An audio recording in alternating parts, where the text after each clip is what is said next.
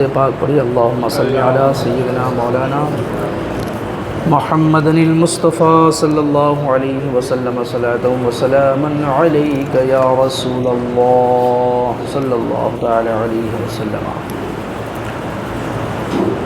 گفتگو قیامت کی علامت و نشانیوں سے متعلق چل رہی ہے۔ قیامت کی نشانیوں میں سے ایک دجال کا نکلنا ہے۔ دجال وہ ایک آنکھ کا کانا ہوگا اور خدا ہونے کا دعویٰ کرے گا، خدا ہونے کا دعویٰ کرے گا۔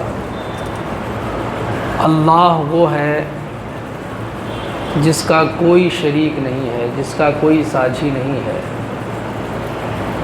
اللہ تبارک و تعالی جسم و جسمانیات سے پاک ہے، مکان و دکان سے پاک ہے پروردگار عالم۔ تو اگر کوئی دنیا میں خدا ہونے کا دعویٰ کرے اور بہت کرشمہ دکھائے، جب ہم صحیح العقیدہ اپنی عقیدے کی جانکاری رکھیں گے،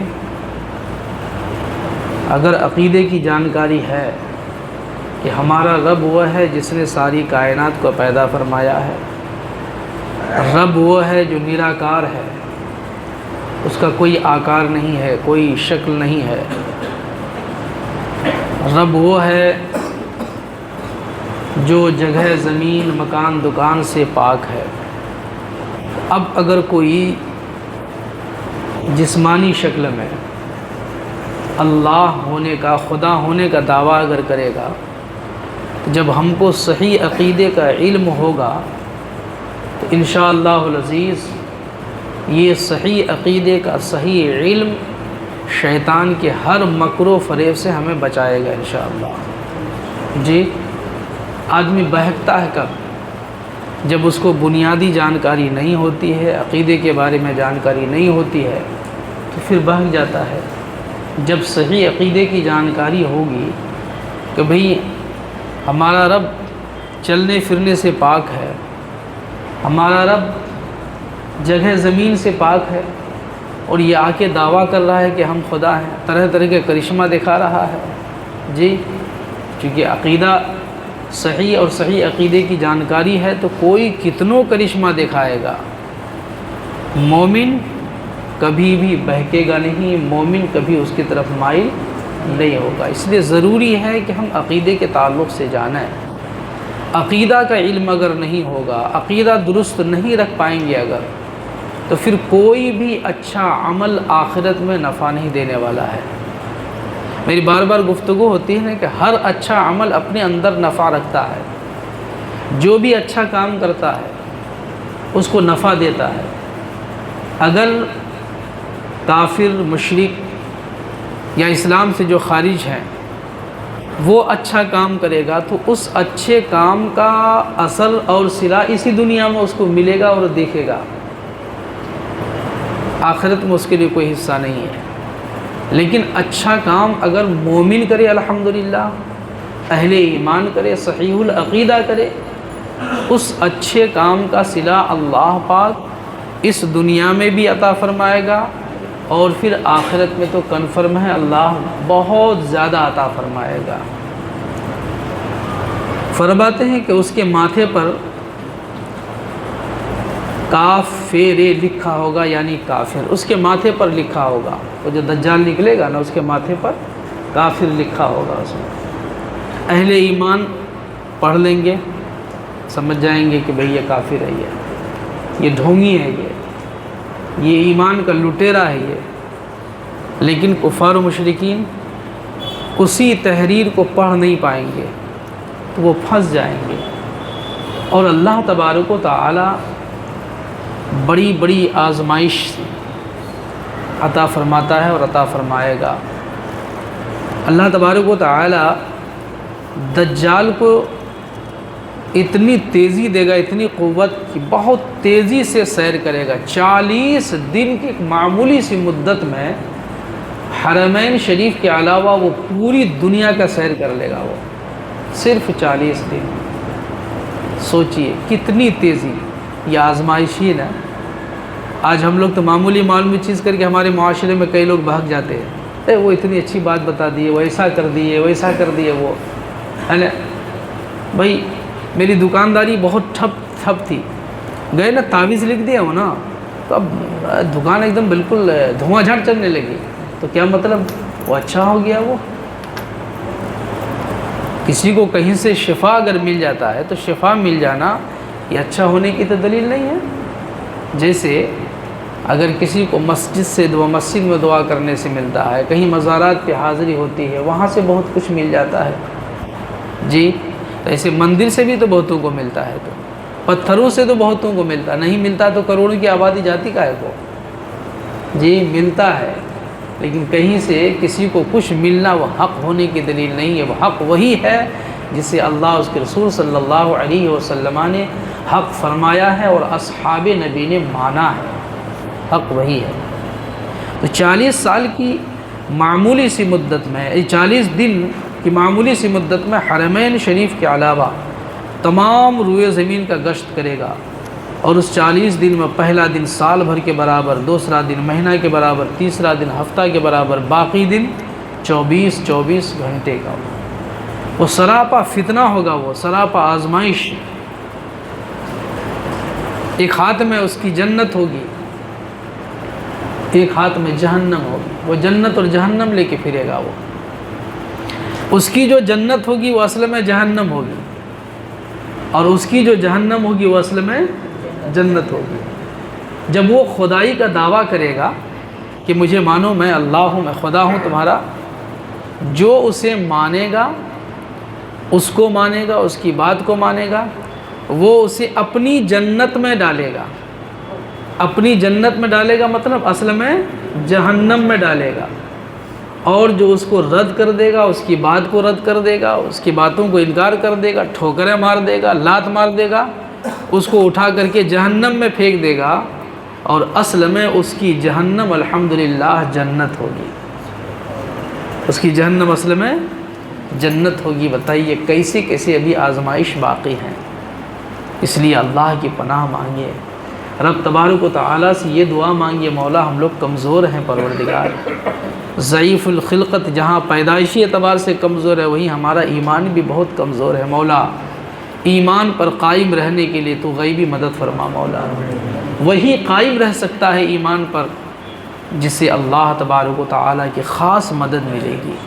تو رب تبارک و تعالیٰ سے پناہ مانگیے، اور اللہ تبارک و تعالیٰ سے ایمان پر قائم رہنے کی دعائیں مانگیے، اسلام پر قائم رہنے کی دعائیں مانگیے، ورنہ شیطان کس کس شکل میں آئے گا ایمان لوٹنے کے لیے، کس کس شکل میں آئے گا عمل برباد کرنے کے لیے، انسان اس کا مقابلہ نہیں کر سکتا۔ اس لیے حکمت دیکھیے اسلام کی، دین نے کیا بتایا، جب کچھ پڑھنا شروع کرتے نا تو پڑھتے ہیں اعوذ باللہ من الشیطان الرجیم، تب پڑھتے ہیں بسم اللہ الرحمن الرحیم، پڑھتے نا اعوذ باللہ من الشیطان الرجیم منس اعوذ باللہ، میں اللہ کی پناہ مانگتا ہوں، من الشیطان الرجیم، شیطان رجیم سے اللہ کی پناہ مانگتا ہوں، تب پھر پڑھتے ہیں بسم اللہ الرحمن الرحیم، اللہ کے نام سے شروع جی، چونکہ ایک اچھا کام کرنے کے لیے جا رہے ہیں نا، تو اچھا کام شیطان تو چاہتا نہیں ہے کہ اللہ کا بندہ اچھا کام کرے، وہ چاہتا ہے، وہ تو اس کی تکلیف ہوتی ہے نا، جیسے آپ لوگ بیٹھے، ہم سب یہاں بیٹھے نا، شیطان کی بدہضمی ہو گئی، پتہ نہیں کس ہاسپٹل میں ہوگا، ابھی وہ پریشان ہوگا شیطان، چونکہ شیطان کا کام بہکانا ہے۔ تو جب اللہ کے فضل سے، اللہ کی عطا سے کوئی بندہ اچھا کام کرنے لگتا ہے، اس سے بہت تکلیف ہوتی ہے نا، تو ابھی اس شیطان کو بہت تکلیف ہوتی ہے۔ تو جب ہم کوئی اچھا کام کرنے کے لیے جاتے ہیں تو شیطان ہر ممکن کوشش کرتا ہے رکاوٹیں ڈالنے کی، بہکانے کی، وہ کام نہ کرے وہ جی، سجدہ نہ کرے وہ، وقت پہ نماز نہ پڑھے وہ، ماں باپ کا ادب نہ کرے وہ، یعنی ہر اچھے کام کے لیے شیطان رکاوٹ بنتا ہے۔ جب رکاوٹ بنتا ہے شیطان تو ہم کیا کہتے ہیں، اللہ کی پناہ مانگتے ہیں، کس سے، شیطان رجیم سے۔ پہلے رکاوٹیں دور کرو، پھر چلنا شروع کرو، جب رکاوٹیں دور ہو جائیں گی تو چلنے میں آسانی ہوگی نا، اب کوئی روکنے والا نہیں۔ شیطان کس کس شکل میں آئے گا اللہ کی پناہ مانگیے۔ جی بار بار پڑھیے اعوذ باللہ من الشیطان الرجیم، پھر سورہ فلق اور سورہ ناس کی تلاوت کیجیے۔ شیطان کے مکر و فریب سے بچنے کا ایک بڑا اہم ہتھیار ہے، بہت بہترین ذریعہ ہے الحمدللہ۔ ذرا غور کیجئے کتنا سخت فتنہ ہوگا، خدا ہونے کا دعویٰ کرے گا، جنت جہنم سب ساتھے لے کے چلے گا، جو مان لیا وہ اپنی جنت کی جھولی میں ڈال دے گا جو اصل میں جہنم ہوگی، اور جو نہیں مانے گا رد کر دے گا ٹھوکریں مار دے گا وہ اپنی جہنم کی جھولی میں ڈال دے گا جو اصل میں جنت ہوگی۔ اس کی جنت اصل میں آگ ہوگی، اور اس کا جہنم آرام کی جگہ ہوگی۔ لوگوں سے منوانے کی ناپاک کوشش کرے گا وہ، اور طرح طرح کے کرشمے دکھائے گا وہ۔ اللہ تبارک و تعالی اہل ایمان کو آزمانے کے لیے بڑی بڑی آزمائش پیدا فرمایا ہے۔ کچھ سامنے آئے ہیں، کچھ سامنے ہیں، کچھ آنے والے ہیں۔ جی اس کو اتنی طاقت دے گا پروردگار عالم کہ اگر کہیں بنجر زمین ہے وہ چل جائے گا، خالی گھوم جائے گا تو وہاں ہریالی چھا جائے گی۔ آدمی دیکھ کے کیا کرے گا؟ ارے باپ رے باپ، تو غضب ہے۔ جی اس آزمائش ہے یہ سب شعبدہ بازی ہے۔ مردے کو جلا دے گا، کہیں مرا ہوا ہوگا مردے کو جلا دے گا، تو مردہ جلانا اللہ کا کام ہے۔ اب کہیں ایسا نہ ہو کہ انسانی شکل میں کوئی آئے اور خدا ہونے کا دعویٰ کرے اور مردہ جلا دے تو اس کو خدا مان لے، نہیں، یہ سب کچھ شعبدہ بازی اس کی ہوگی۔ بہت کرشمہ دکھائے گا وہ، بہت کرشمہ دکھائے گا۔ پھر پوری دنیا میں سیر کرنے کے بعد وہ حرمین شریفین جانے کی ناپاک کوشش کرے گا تو فرشتے پھر اس کا چہرہ پھیر دیں گے اور وہ حرمین شریفین میں داخل نہیں ہو پائے گا۔ قیامت کی نشانیوں میں سے دجال کا نکلنا ہے۔ پھر جب سب دجال ساری دنیا میں پھر پھرا کر ملک شام کو جائے گا، اس وقت حضرت عیسیٰ علیہ السلام دمشق کی جامع مسجد کی پوربی منارے پر آسمان سے اتریں گے۔ حضرت عیسیٰ علیہ السلام جو آقا کریم صلی اللہ تعالیٰ علیہ وسلم سے پہلے پیغمبر ہیں، حضرت عیسیٰ علیہ السلام جوانی تقریباً 33 سے 35 سال کی عمر شریف میں اللہ تبارک و تعالیٰ نے انہیں آسمانی دنیا پہ اٹھا لیا۔ آج بھی آسمانی دنیا پہ تشریف فرما ہے۔ پھر حضرت عیسیٰ علیہ السلام اس دنیا میں اللہ کے حکم سے تشریف لائیں گے۔ وہ نبی تھے، نبی ہیں، وہ نبی رہیں گے۔ جی لیکن جب اس دنیا میں پھر تشریف لائیں گے اللہ کے حکم سے تو وہ اپنی شریعت جاری نہیں کریں گے، بلکہ رسول اللہ صلی اللہ تعالیٰ علیہ وسلم ہی کی شریعت کا پرچار کریں گے، اور اسی مطابق عمل ہوگا اور لوگوں کو اسی پر عمل کی تاکید فرمائیں گے۔ ان کی اپنی شریعت نہیں ہوگی جو اللہ نے عطا فرمایا تھا۔ صبح کا وقت ہوگا، فجر کی نماز کے لیے اقامت ہو چکی ہوگی، جماعت سے پہلے جو اقامت پڑھی جاتی ہے نا، اللہ اکبر اللہ اکبر، اقامت ہو چکی ہوگی۔ حضرت عیسیٰ علیہ السلام حضرت امام مہدی رضی اللہ تعالیٰ عنہ کی امامت کا حکم دیں گے۔ حضرت امام مہدی پہلے سے موجود ہوں گے، حضرت امام مہدی نماز پڑھائیں گے۔ دجال ملعون حضرت عیسیٰ علیہ السلام کی سانس کی خوشبو سے پگھلنا شروع ہوگا۔ جس طریقے سے پانی میں نمک اگر ڈال دیا جائے تو پانی کی وجہ سے نمک پگھلتا ہے، ایسے ہی حضرت عیسیٰ علیہ السلام کی سانس کی خوشبو سے دجال کا وجود پگھلے گا، وہ بھاگتا جائے گا، وہ دجال بھاگے گا، حضرت عیسیٰ علیہ السلام پیچھا کریں گے۔ پھر ایک وقت آئے گا کہ پورا وجود اس کا فنا ہو جائے گا۔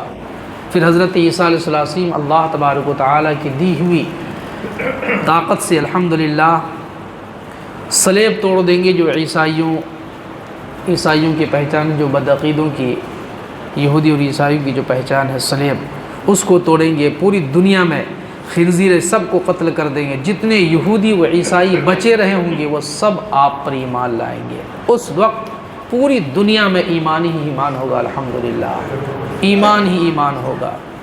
تو یہ قیامت کی نشانیاں ہیں جن کا جاننا اور جان کر رکھنا، اپنے کو جانکاری سے آراستہ کرنا، آنے والی نسل کو یہ بتانا بہت ضروری ہے، ورنہ آج چمتکار کی وجہ سے جو ہے بہت معاملے میں ہمارا معاشرہ بہک چکا ہے۔ چمتکار جیسے ایک مکار ہے، فنکار ہے، ڈرامہ باز ہے، ٹھیک، ایک دم تگڑا کپڑا پہن کر کے آ گیا، ڈرامہ کچھ کر کے دکھا دیا تو لوگ سوچتے ہیں کہ یہ پہنچا ہوا آدمی ہے۔ میرے بھائی، شیطان کو بھی تو اللہ نے بڑا پاور دیا نا، بڑی طاقت اللہ تبارک و تعالیٰ نے دیا ہے۔ کسی چیز کو دیکھ کر اتنی جلدی مائل ہو جائیں گے آپ، جبکہ آپ کے پاس اصول ہیں، ضابطے ہیں، قانون ہیں مستقل طور پہ۔ پہلے اس کو نبی کریم صلی اللہ علیہ وسلم کی سنتوں کے حوالے سے اسے جانچیے، پہلے پرکھیے۔ اگر رسول اللہ صلی اللہ علیہ وسلم کی سنت اسے قبول کر لے رہی ہے تو پھر الحمدللہ واہ واہ ہے۔ اگر رسول اللہ صلی اللہ علیہ وسلم کی سنت اسے قبول نہیں کرتی ہے تو پھر اس کرشمہ کو ٹھوکر مار دیجیے، لات مار دیجیے، اس کو بھگا دیجیے۔ اس لیے نا پیارے آقا کریم صلی اللہ تعالیٰ علیہ وسلم، اور پھر اللہ تعالیٰ نے قرآن میں بھی فرمایا اور رسول پاک صلی اللہ علیہ وسلم نے بھی فرمایا ہے، جب آقا کریم صلی اللہ تعالیٰ علیہ وسلم حجۃ الوداع، جو 10ویں ہجرت کی 10ویں سال آقا کریم صلی اللہ علیہ وسلم نے حج فرمایا، اور مدینہ شریف جب واپسی ہو رہی تھی تو مکہ اور مدینہ شریف کے بیچ میں ایک جگہ خم نام کے ہے، جسے غدیر خم کہتے ہیں، وہاں ایک کنواں تھا۔ آقا کریم صلی اللہ علیہ وسلم نے مصلحتاً وہاں پڑاؤ ڈالا، آواز دیا، پیارے آقا کریم صلی اللہ علیہ وسلم کے حکم سے اصحاب نبی نے سب کے سب اکٹھا ہوئے، چونکہ وہاں سے چاروں طرف جانے کا راستہ تھا، جو صحابہ جن کا گھر جہاں تھا وہاں سے نکلتے۔ آقا کریم صلی اللہ علیہ وسلم نے اس موقع پہ جو نصیحت فرمائی تھی، تو آقا کریم یہ بھی فرمایا تھا کہ کسی گورے کو کالے پر کوئی فضیلت نہیں ہے۔ کوئی گورا یہ نہ سمجھے کہ ہم پہنچے ہوئے ہیں۔ کوئی گورا خوبصورت چمڑی دمڑی میں دیکھنے میں ٹھیک ٹھاک ہے تو وہ یہ نہ سوچے کہ نہیں ہم پہنچے ہوئے ہیں۔ پیارے آقا نے فرمایا کہ کسی گورے کو کالے پر فضیلت نہیں ہے، کسی کالے کو گورے پر فضیلت نہیں ہے، کسی عجمی کو عربی پر فضیلت نہیں ہے، اور کسی عربی کو عجمی پر فضیلت نہیں ہے، الا بالتقوی۔ کسی کو فضیلت ہے تو تقوی و پرہیزگاری کی بنیاد پر فضیلت ہے۔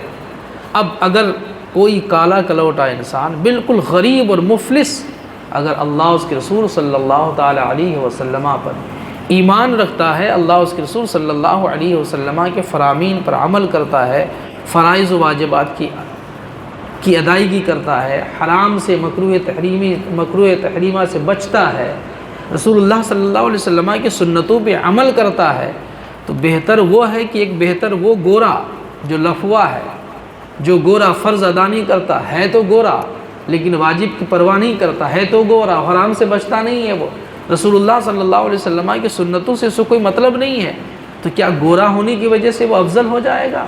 نہیں، اللہ کی بارگاہ میں، رسول اللہ صلی اللہ علیہ وسلم کی بارگاہ میں محبوب و پسندیدہ وہی ہے جو متقی و پرہیزگار ہے، اب چاہے وہ کالا ہو، عجم کا رہنے والا ہو یا عرب کا رہنے والا ہو، ہے نا؟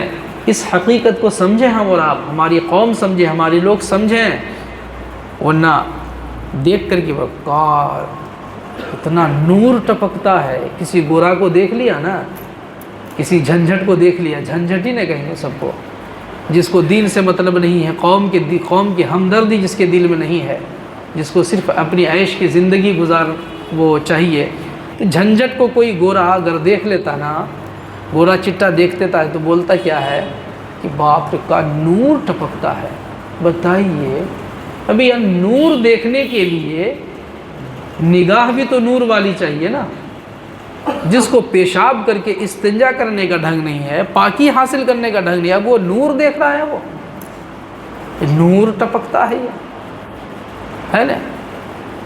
نہیں میرے بھائی، لباس پہ، شکل و شباہت پہ، کہاں کا رہنے والا ہے اس پہ مت جائیے، اس کی کوئی فضیلت نہیں ہے۔ یہ دیکھیے کہ وہ صحیح العقیدہ ہے، علم شریعت رکھتا ہے اور شریعت مصطفی پر عمل کرتا ہے، تو وہ کہیں کا ہو، کسی بھی حیثیت کا ہو، کسی کا بیٹا ہو، اگر یہ چیزیں پائی جاتی ہیں تو الحمدللہ وہ اللہ کا سچا اور اچھا بندہ ہے، ہمارا رہبر اور ہمارا رہنما ہے۔ وہ اگر یہ چیزیں نہیں پائی جاتی ہے تو پھر یہ دیکھ کر کے، کل ہی بتایا تھا میں، یہ فلاں کا نواسہ ہے، یہ فلاں کا بیٹا ہی ہے، فلاں جگہ سے آئے ہیں، جی فلاں جگہ سے آئے ہیں۔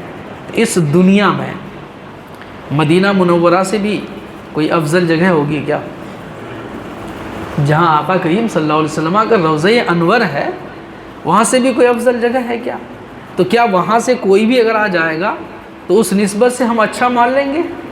جی اگر وہاں کوئی رہنے والا رسول کی شان میں گستاخی کرتا ہو، قرآن کو ٹھوکریں مارتا ہو، جی پھر عیاشی کا اڈا کھول رہا ہو، ہم ان کا ادب اس لیے کریں گے کہ وہ سعودی سے آیا ہے، اس لیے ہم ادب کریں گے کہ وہ مکہ سے آیا اور مدینہ سے آیا ہے؟ نہیں میرے دوست، میرے آقا کریم صلی اللہ علیہ وسلم نے ان تمام ڈھونگیوں کے سارے راستے حجۃ الوداع کے موقع پہ خوبصورت انداز میں بند کر دیا اور فرما دیا کہ کسی کالے کو گورے پر، کسی گورے کو کالے پر، کسی عجمی کو عربی پر، کسی عربی کو عجمی پر کوئی فضیلت نہیں الا بالتقوی۔ کسی کو کسی پر فضیلت ہے تو صرف تقوی کی بنیاد پر ہے، شریعت مصطفی پر عمل کرنے کی بنیاد پر ہے۔ بتاؤ رسول پاک صلی اللہ علیہ وسلم کی اس چند الفاظ کا یہ پاکیزہ فرمان یہ تمام ڈھونگیوں کے راستے کے لیے کیل ہے کہ نہیں ہے یہ؟ جی پیارے آقا کریم صلی اللہ علیہ وسلم کی زبان سے نکلے ہوئے ہیں تو چند الفاظ، لیکن اس میں اتنے معانی ہیں، اتنی وسعتیں ہیں کہ صبح قیامت تک پھیلاتے جائیے۔ الحمدللہ رسول پاک صلی اللہ تعالی علیہ وسلم کی زبان سے نکلے ہوئے انہی چند الفاظ کے حوالے بہت سارے مسائل کے حل ہوں گے، عقیدے کی بھی حفاظت ہوگی، اور الحمدللہ رب العالمین عمل کی بھی حفاظت ہوگی۔ تو اب یہ بات سمجھ میں آتی ہے کہ فلاں کا ناتی ہے، فلاں جگہ سے تشریف لائے ہیں؟ نہیں میرے بھائی، دین ہر جگہ ہے، اللہ کی رحمت ہر جگہ ہے، خلوص و محبت کے ساتھ جب بھی جو بھی جہاں بھی عمل کرے گا الحمدللہ رب العالمین اللہ تبارک و تعالیٰ کی بارگاہ میں وہ نزدیکی پائے گا، رب تبارک و تعالیٰ کی اسی قربت حاصل ہوگی۔ اس لیے صرف جگہ کو ترجیح دینا یہ دین نہیں ہے، یہ شکل و شباہت کو ترجیح دینا یہ دین نہیں ہے۔ اس کا ہمیشہ خیال رکھیں گے، جانکاری حاصل کریں اور مضبوط جانکاری حاصل کریں، اپنے بال بچوں کو اس سے بھی جوڑنے کی نیک کوشش کریں۔ آپ سے گزارش ہے کہ آپ جو کچھ سنتے ہیں، ذہن و دماغ میں جو کچھ بیٹھاتے ہیں، اپنے گھروں میں سے شیئر کرنے کی کوشش کیجیے، آپ اپنے گھر میں بتانے کی کوشش کیجیے۔ اور یہ جو خوبصورت ذریعہ الحمدللہ شوق سے اب جو سبوں کے پاس تقریباً موبائل ہے، یوٹیوب اور موبائل میں تو سمجھیے کہ 24 گھنٹے میں 16 گھنٹہ تو ہمارا نوجوان موبائلے میں اپنے کو تو برباد کر ہی رہا ہے، آنے والی نسل کو برباد کر رہا ہے، ایمان کی تباہی ہو رہی ہے، عمل برباد ہو رہا ہے، آخرت برباد ہو رہی ہے نا۔ تو ادھر نہ دیکھ کر کے، اس فحش لٹریچر نہ دیکھ کر کے، نچنیا گویا کو نہ دیکھ کر کے، گیم نہ کھیل کر کے، اگر ہمارے نوجوان، ہمارے بیٹے، ہماری بیٹیاں اور مرد عورت سب کوئی اگر اس طرح کی گفتگو اور پاکیزہ گفتگو اگر سماعت فرمائیں، اسی سے اگر جڑے رہیں تو انشاءاللہ العزیز جہاں عقیدے کی حفاظت ہوگی، جہاں عقیدہ محفوظ رہے گا، وہیں الحمدللہ عمل صالح کی ترغیب بھی، شوق بھی ملے گا، ساتھ ساتھ اس کی حفاظت بھی ہوگی انشاءاللہ۔ اللہ تبارک و تعالیٰ کی بارگاہ میں دعا ہے، پروردگارہ محبوب پاک صاحب الاولاق صلی اللہ علیہ وسلم کی رأفت و رحمت کے صدقے ہم تمام اہل ایمان مرد و عورت، بچے بوڑھوں کو دین سیکھنے کی توفیق سعید عطا فرمائے، آمین آمین بجاہ سید المرسلین۔ استغفر اللہ ربی من کل ذنب واتوب الیہ، وآخر دعوانا الحمدللہ رب العالمین۔